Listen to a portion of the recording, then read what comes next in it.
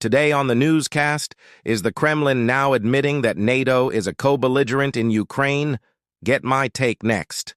Hey folks, welcome to the newscast. We are getting ready here in the United States to celebrate Thanksgiving tomorrow.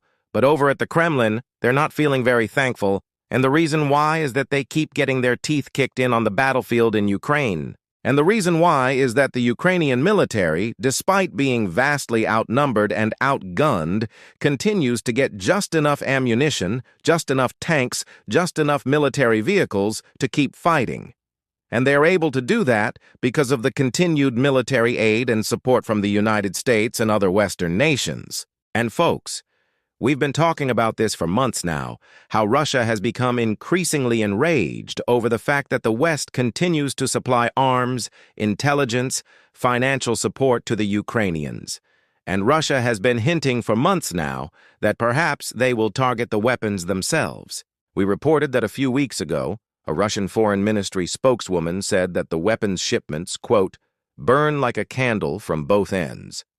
Well, today, the Kremlin spokesman, Dmitry Peskov, basically accused NATO of being an active part in the conflict in Ukraine.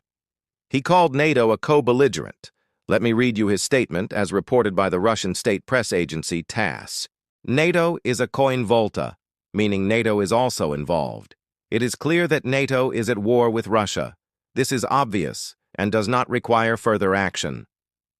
Now, folks, obviously, he does not mean that there won't be further action.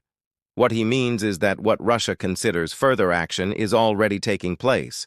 That is the war that Russia is waging on a daily basis against Ukraine. But this is a significant verbal escalation on the part of Moscow, which for months now has been accusing the United States and its allies of prolonging this conflict, sending arms, intelligence, financial support to Ukraine, and thus, Russia says it cannot end the war because Ukraine is essentially an extension of NATO and the West. Remember, the West, according to the Kremlin line, is not just the United States, but all of these so-called NATO countries who are supplying weapons, etc., to Ukraine. So, in effect, Russia is saying that because you are sending weapons to Ukraine, because you are giving financial aid to Ukraine, because you are sharing intelligence with Ukraine, you are a co-belligerent and we consider you an enemy. This represents a hardening of the Russian position. And folks, if indeed the Russian bear feels backed into a corner, if it feels that its only option is to lash out, well, then the best option for the West, for the United States, for NATO, is to continue to stand strong, continue to provide military and financial aid to Ukraine, and let the Ukrainians win this war. By the way, just think about the irony that Russia is complaining that Ukraine is being helped by other countries while at the same time Russia is getting help from Belarus, from Iran, perhaps even from North Korea. But hey, according to the Kremlin, only the assistance that Russia receives is legitimate, and the assistance that other countries give to Ukraine is illegitimate. Makes total sense, right? Not.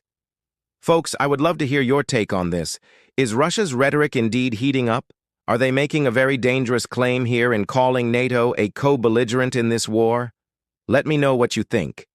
Until tomorrow, thanks so much for joining us here on the newscast. God bless you. And remember, never hold your peace. Hey everyone, thanks for checking out the newscast. If you enjoyed this episode and want to see more, make sure you go ahead and hit the like button and subscribe for new episodes every weekday.